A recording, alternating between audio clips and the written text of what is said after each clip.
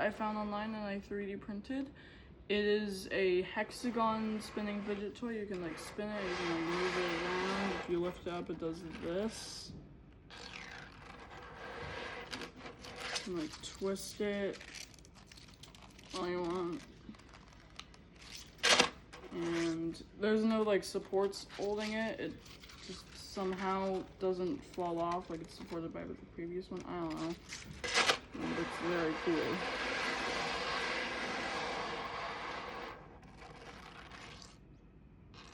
It also sounds very cool to me, at least.